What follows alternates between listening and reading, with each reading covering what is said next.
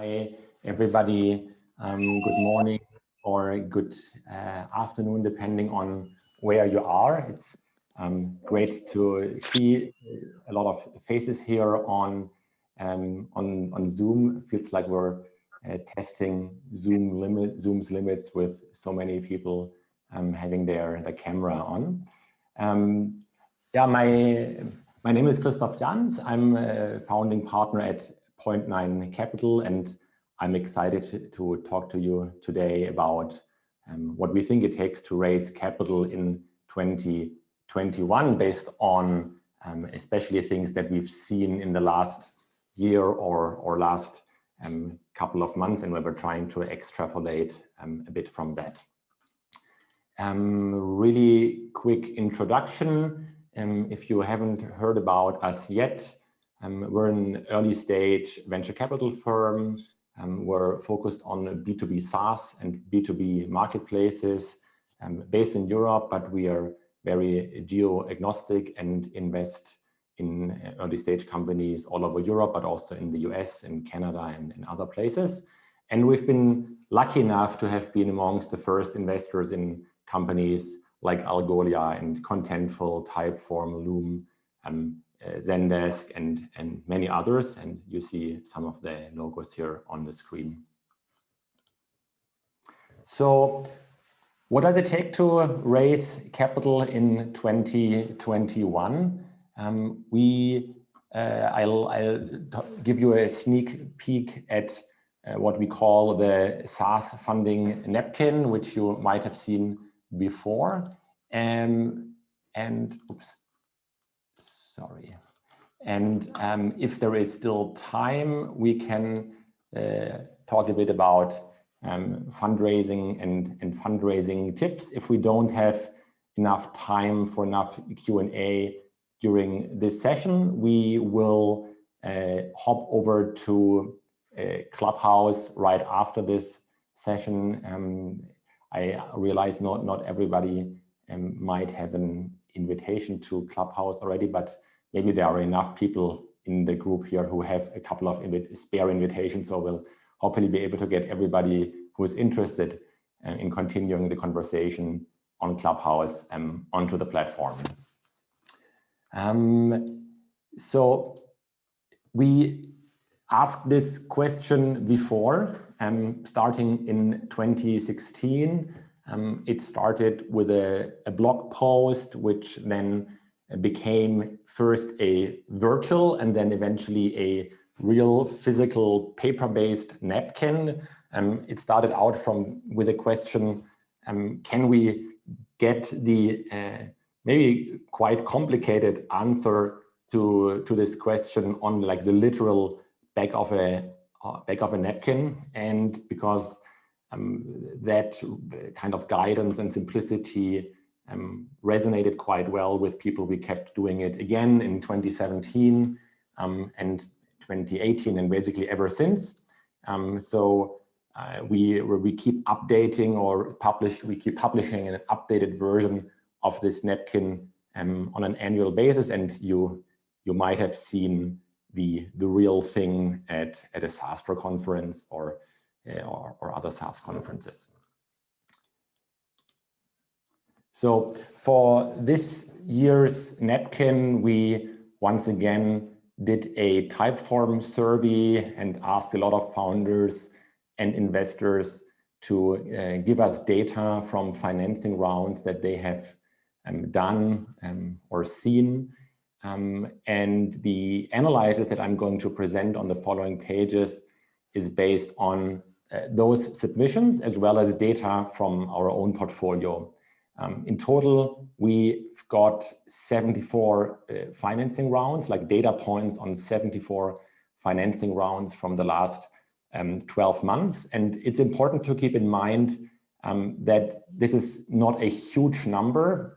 We think it's good enough to be directionally right, but it's if you break down these data points into pre-seed, seed, Series A, Series B, Series C, then it's not a huge number of data points per stage, because this data is unfortunately relatively hard to to get, it's easier to get just the size of financing rounds. You'll see that on TechCrunch and so on, but getting the depth of the data that we're asking for here, including things like valuation, ARR, and things like this is somewhat harder to get. So keep in mind that some of the data needs to be taken with a grain of salt. It's not really scientific, but I guess that's also why we're publishing it on a napkin and not in a scientific paper.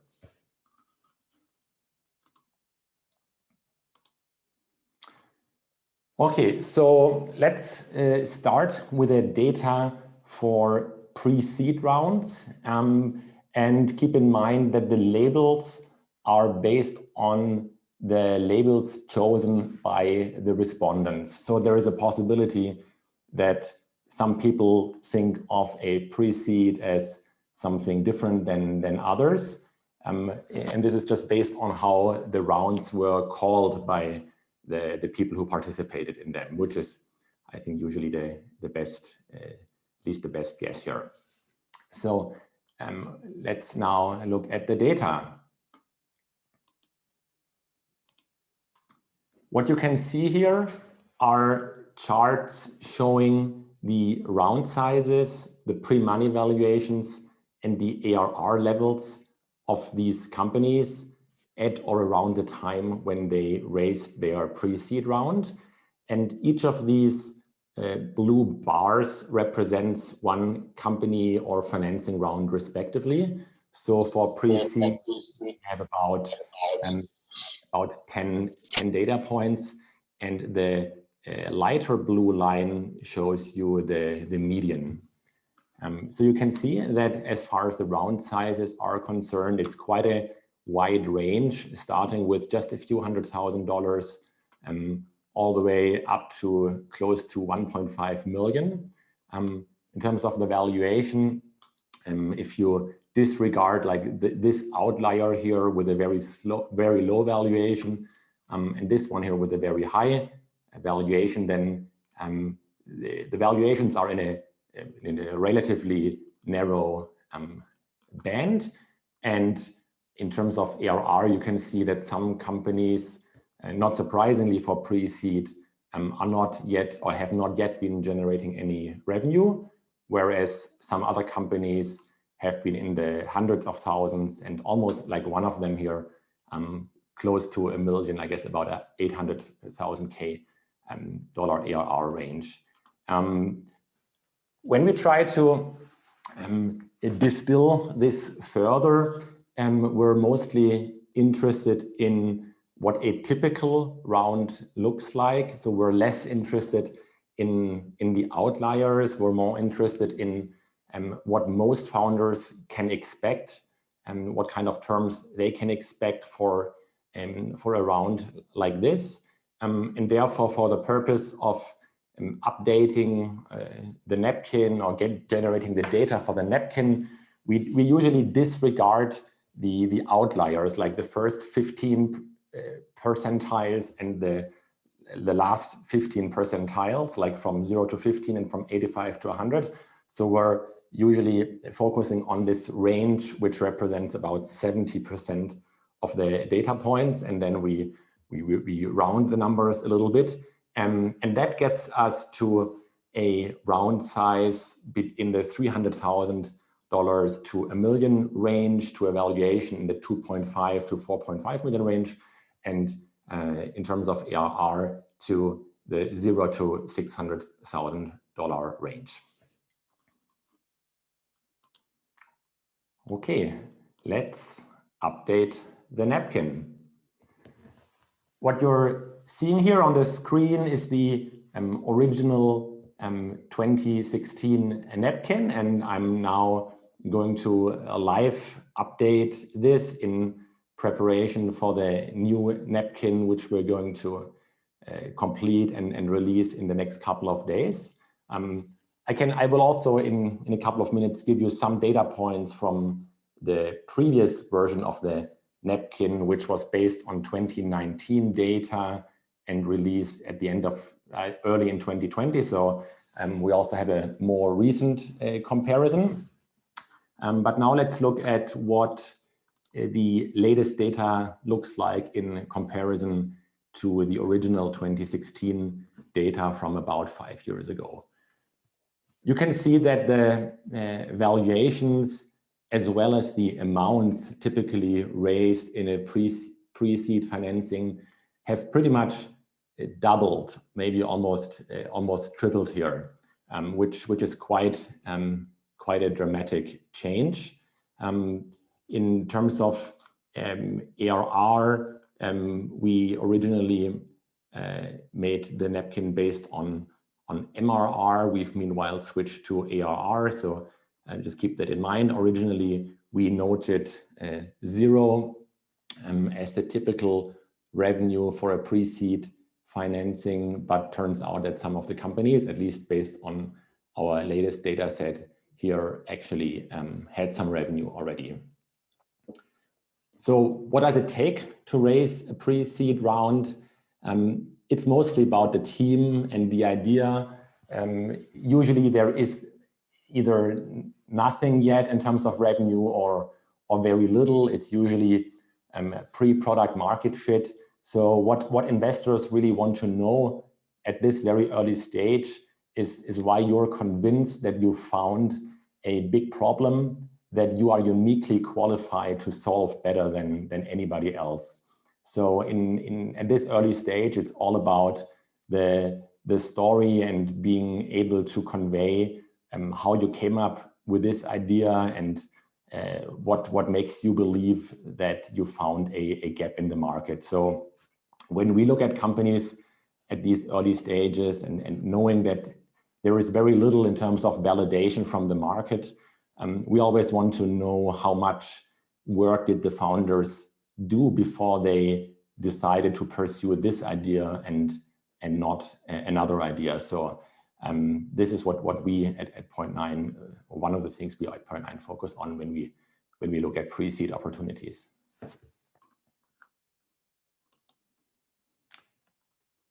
Now let's move on to the next stage, the seed round.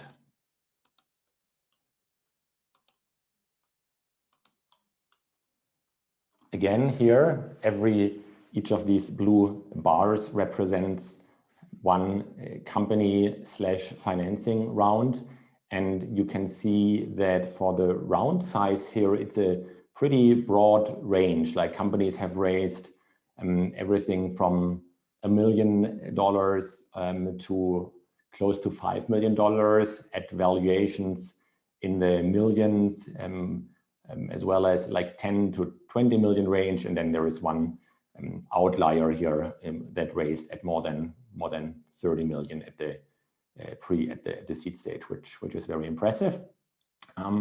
And for the ARR, as you can see, there is a number of companies that had 0 or close to 0 in terms of ARR, and then a number of companies in the few hundred thousand up to about $1 million ARR range, and then again one significant outlier. And if we again focus on the 70% or so in the middle of the range, in the median of the range, disregarding the outliers, then I would put the typical round size at the seed stage at 2.5 million, pre-money valuation 8 to 17, and ARR 0 to 600K. And we can now again look at how this looks like on the napkin.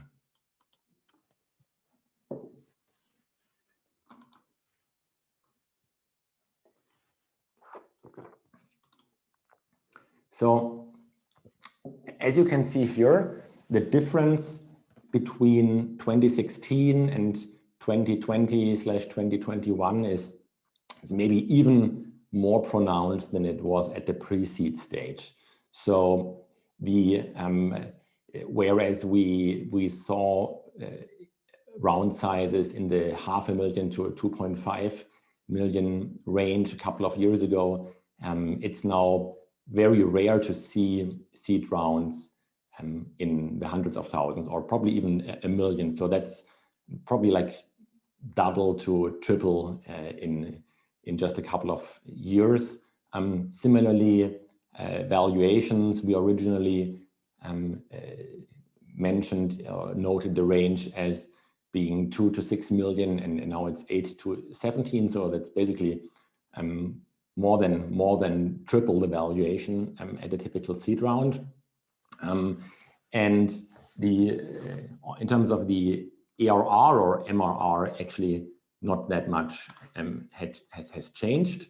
Now, importantly, the change between the change that I just described is not all of this happened just in the last 12 months. So for reference, I am also showing you here the data from a little more than a year ago, where you can see that in 2019, we already put the seed round at 1 to 4 million and the valuation at 4 to 11 million. So that's somewhere in between the 2016 numbers and the 2020 or 2021 numbers. So it's been a continuous evolution or development towards higher and higher valuations and bigger round sizes that started in 2016, or maybe actually even before that.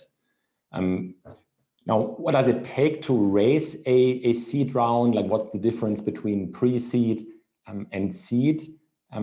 What investors typically are looking for at the seed stage is some sign of product market fit. Usually, investors do not expect huge numbers, whether that's numbers in terms of customers, users, or revenue.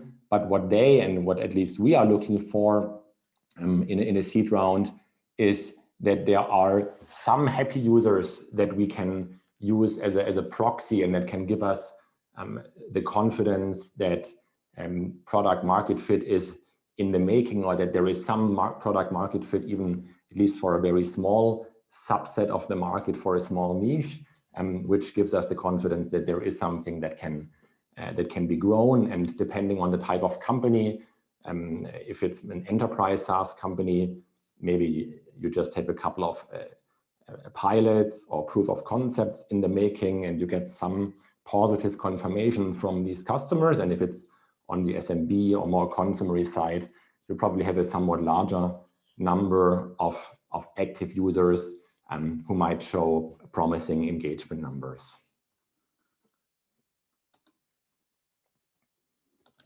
Moving on to the Series A. And again, each bar represents one company or financing round. And you can see that the round sizes for the Series A span from just a few $1 million to all the way up to $15 million, most of them being in the $5 to $12 million range. Most of the valuations are in the $18 to $50 million range, with again some outliers below and above that. And the ARR range is, as you can see, mostly between about $500,000 in ARR and 4 million. And this might sound like, and actually is, quite a lot. So there used to be this rule of thumb that in order to be able to raise a Series A, you should be at about $1 million in terms of ARR. And some companies are successful and able to raise a Series A at about $1 million of ARR. But what you can see here is that the vast majority of companies are actually significantly further ahead. And I think that's pretty important to keep in mind as you think about your planning and when you feel confident to go out for a Series A. It's related to the fact that pre-seed rounds and seed rounds have become bigger and bigger and give companies just a lot more time and runway before they start thinking about a Series A. So if you've already been operating for a couple of years, and if you've raised and spent a couple of $1 million, then the expectation is that you can just get further along than it was previously the case. So let's again update our napkin.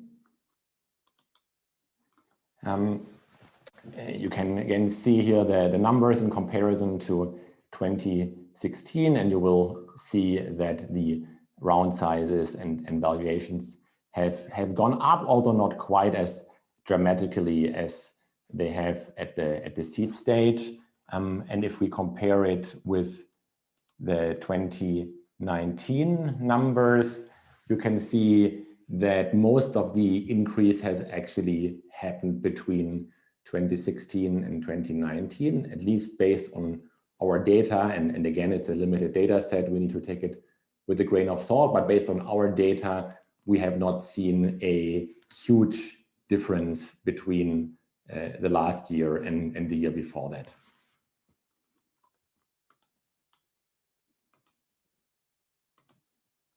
Now let's come to the Series B.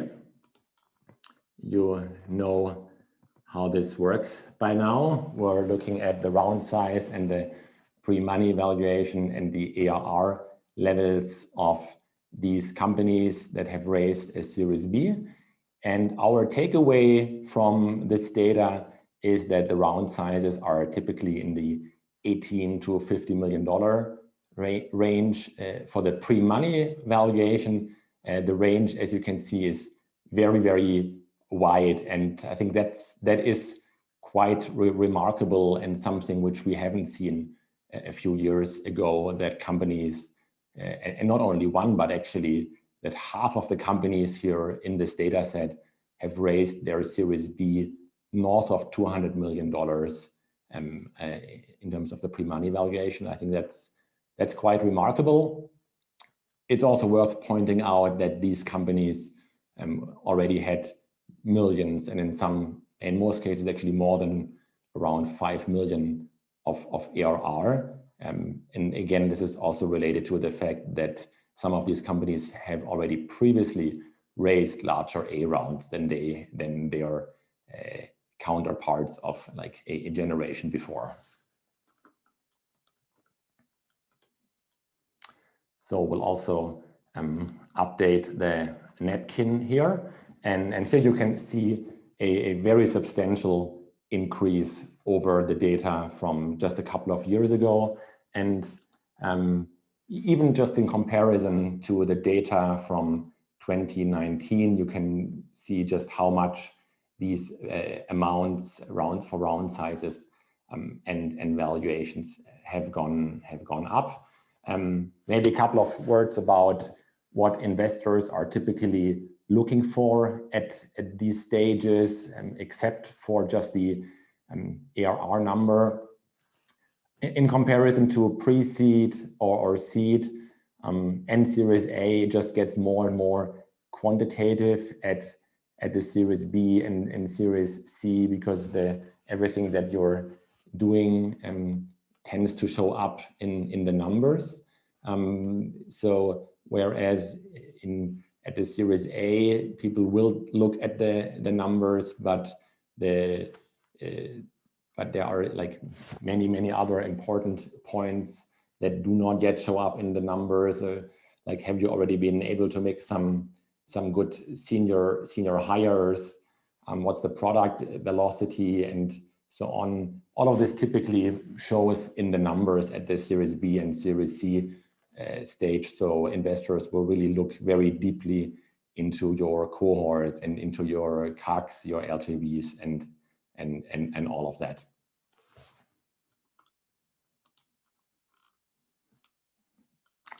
Okay, the last stage that we're going to look at here is the Series C, where we do not have a huge number of data points, but probably a big enough number to at least have a directionally accurate picture.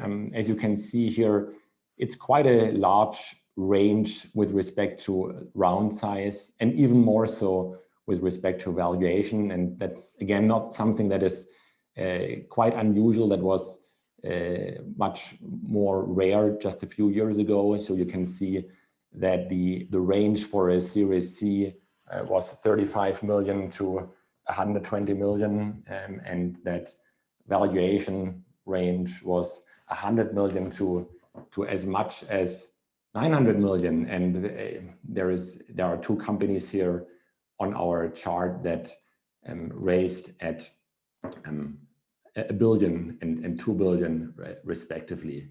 So that's quite remarkable. And we're happy that the one with 2 billion is a data point from the 0.9 family. So adding that to the napkin as well. And here you can see like a really gigantic difference to the Series C data from 2016. And it might be that we just didn't have enough data points when we did the original napkin in 2016. Maybe we missed some of the bigger rounds and higher valuations there. But directionally, I think it's fair to say that there has been a very substantial increase in the amounts of money companies can raise and the valuations at which they raise it at the Series C level in comparison to just a few years ago. Okay, so let me try to wrap this up with a couple of takeaways, and then after that we can either open it up for questions or discussion, or I can continue to talk about a couple of fundraising tips. But let's go straight to the takeaways. So the first takeaway is that in terms of valuation and round sizes, we almost see a shift or a relabeling, if you will. Like what used to be called a seed is now a pre-seed. What used to be called a Series A is now a seed. What used to be called a Series B is now a Series A. And what used to be called a Series C is now a Series B. So you can almost shift the columns one step if you look at this napkin. It's important though to keep in mind that the expectations have gone up too. So it's not just that valuations and round sizes have gone up and everybody raising a seed round can basically just 5x all the numbers. If you've raised $1 million in pre-seed and $5 million in seed as an example, then Series A investors will usually look for more than the $1 million in ARR, which previously we considered to be a rule of thumb. So as we saw when we looked at the detailed data for the Series A, most companies had already several $1 million in ARR. So that's important to keep in mind, apart from the typo that I've just seen here and that I'll correct afterwards. And then another thing that's important to keep in mind here is that having said what I just said is that the best or the hottest, if you will, 10 to 20% of the companies, they kind of defy all rules. So we've seen companies raising at really very remarkable terms in the last years, but even more so, or especially in the last 12 months. If there is an exceptional team in a hot market, they can raise basically a Series A, like in terms of valuation and round size at the seed or maybe even pre-seed, and they can raise like a Series B style round at seed. So if a company has the right ingredients, which in the early days usually means an exceptional team in a very sought after market, and a bit later on means exceptional growth, which usually means growing faster than 3, 4, 5x, depending on year over year, depending on where you're at. then most of the rules that apply to most normal, I don't know what the right term, like most normal mortals, if that's the right term, then they kind of don't apply. So that is what I've prepared, and I do have a few bonus tips that might help you. I think they are kind of like evergreen tips. So maybe the current situation emphasizes or amplifies parts of these things or considerations, but I think those are mostly pieces of advice that we would have given or have given already for years. And the first one is that you should, I'll just bring it up, or I think the first one is you should, in almost all cases, run a fundraising process. Investors will often try to pull you into preemptive fundraising discussions. I think that's mostly good for them, not necessarily good for the founders. I think in almost all cases, you are better off if you decide when you go out fundraising, and then you, by the time you're really ready, have your ducks in a row, have an excellent deck and due diligence materials, and then you start conversations with a relatively long list of VCs and pretty quickly disqualify the ones where you don't get like strong signals. So you can you see the parallels here to a sales process. You could pretty much say everything here about a sales process, like run a process. Yes, that's what you should do in sales. Have a killer deck and DD materials. Yes, you should have great sales collateral.